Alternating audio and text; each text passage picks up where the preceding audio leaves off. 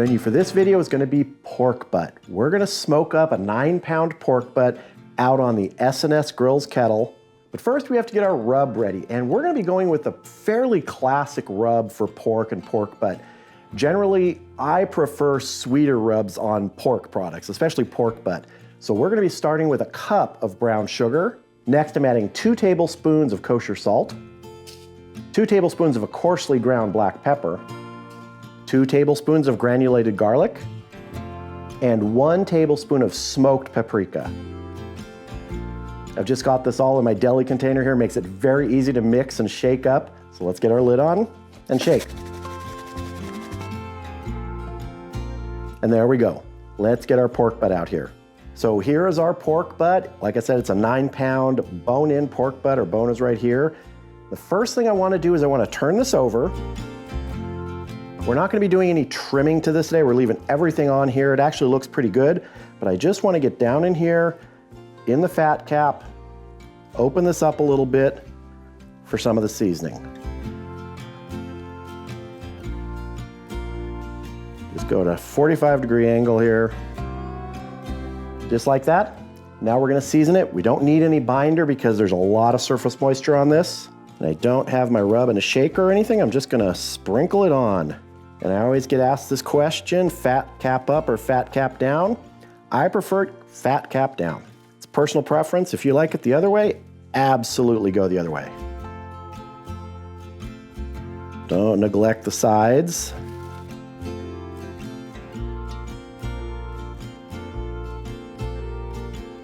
Got this nice end here.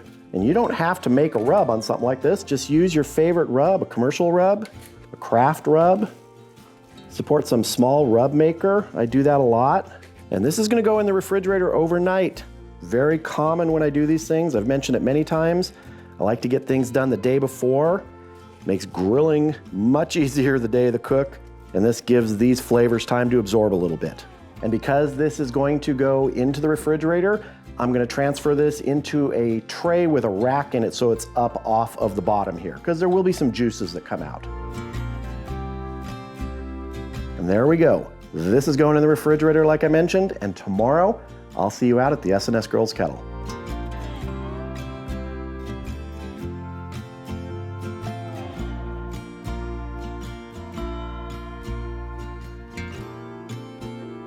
So the SnS Grills Kettle is up to temp. I'm shooting for 250 to 275 today. That's a range that I've just grown to love over the past couple years. I've got some foil in there to catch some drips. I've got water in the water reservoir of the slow and sear. And we're gonna smoke with some peach wood today, which we'll put on after we get our pork butt on. So let's go ahead and do that.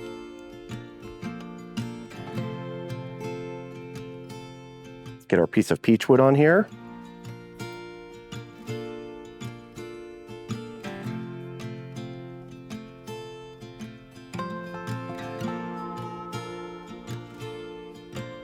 All right, let's get our lid on and get smoking. Now, I'm not running an internal temperature probe in the pork butt out here today. I'm gonna be going by color and texture, and usually it takes about 4 to 5 hours to get to that look that I want. We're gonna check after 2 hours to see if we need to spritz, but when we do reach that color and texture I want, we're gonna wrap this, put it in the oven at 275 degrees to finish up. So I'll see you back here in a couple hours when it's time to check our pork butt. All right, we've been going 2 hours now. You may hear some construction noise because there's some construction going on across the street, but we're gonna work through that. Let's go ahead and check our pork butt, see if we need to spritz it. And I also wanna get sort of a reference temperature at this point. It's looking good.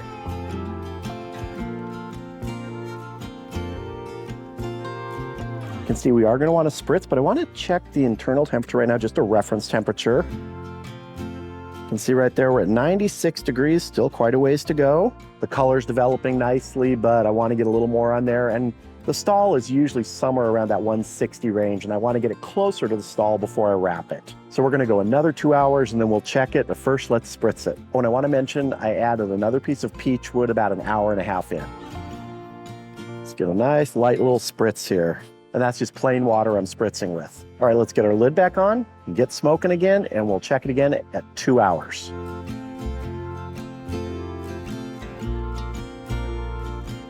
All right, we've been going 4 hours now. Let's take a look, see how we're doing, check the color, and also maybe get a reference temp.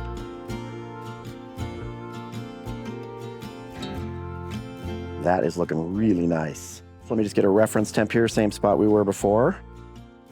We're looking like 157. That's looking good. This has the color I want. It's right at the stall range. Time to wrap. Get a little extra liquid here.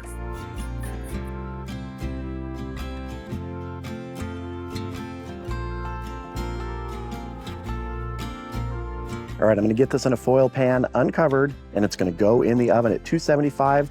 I'll get a temperature probe in it, and right around 200 to 205, we'll check it for tenderness.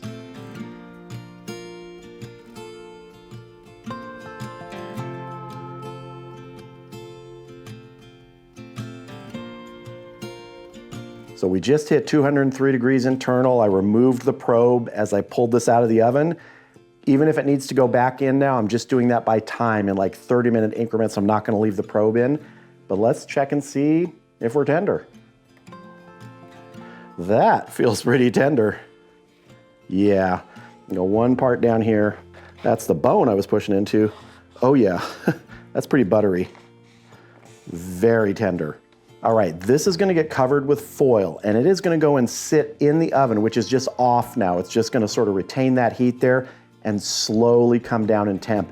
And I'm gonna let this rest for 2 hours, maybe even a little bit longer. And then once we have that rest, we're gonna come back, pull this, and make some great pulled pork sandwiches.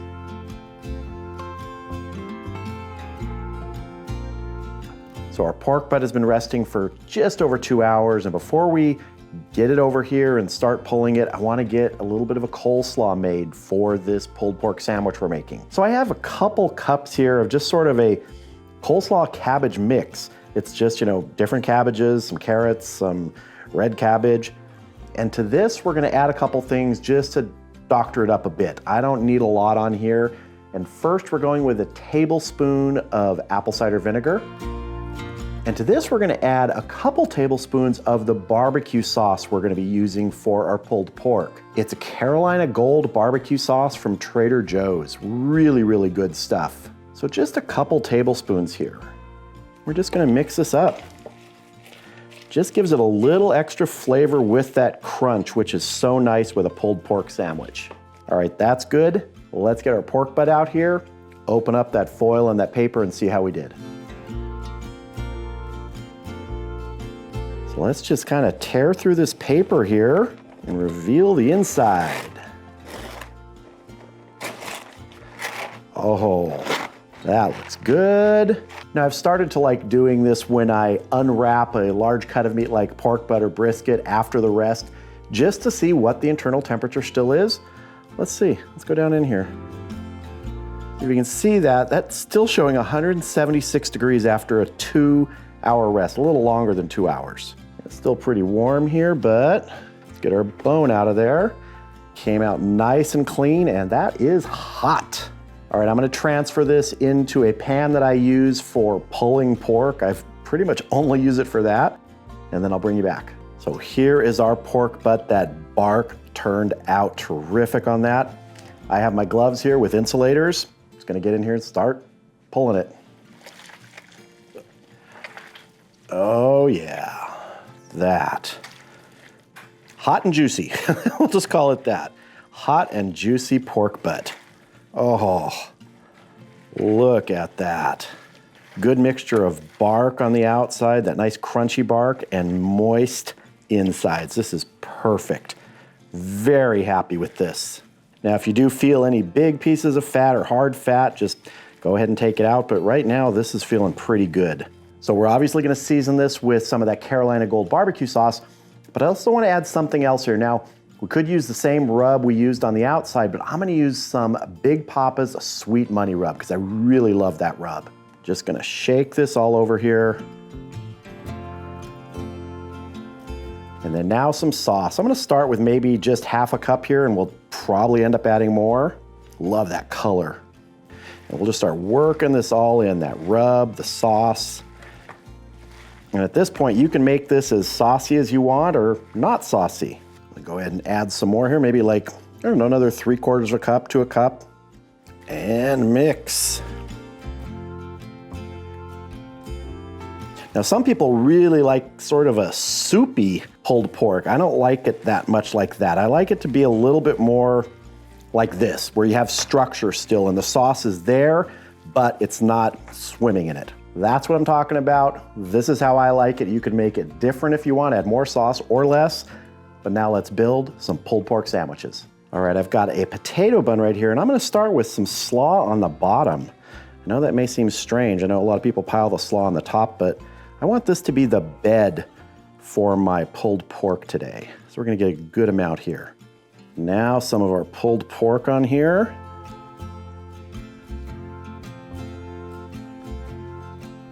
And we're gonna pile this high.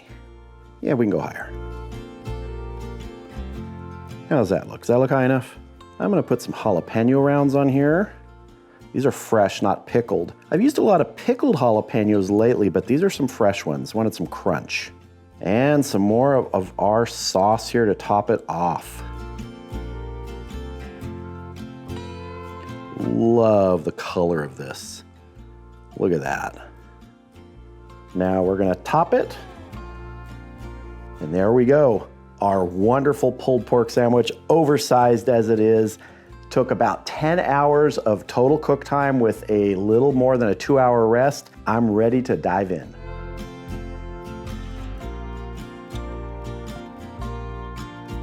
All right, I have my sandwich here sitting on a plate to try and not mess up my cutting board too much. And again, I'm trying to decide here, do I want to just go for it or do I want to cut it in half? I think I'm going to go for it. Here we go. Holy cow. I know it's not a cow, it's a pig. Man, this is good. That pork turned out so tender and so juicy. The addition of the sauce is just sort of bringing it to that pulled pork sandwich sort of state. Great flavor from that. Just great flavor from everything all around. Just like any big cut of meat, like a brisket, you just need to give pork butt time. You gotta have patience to let it get to that state of tenderness, because that's when you can really enjoy it.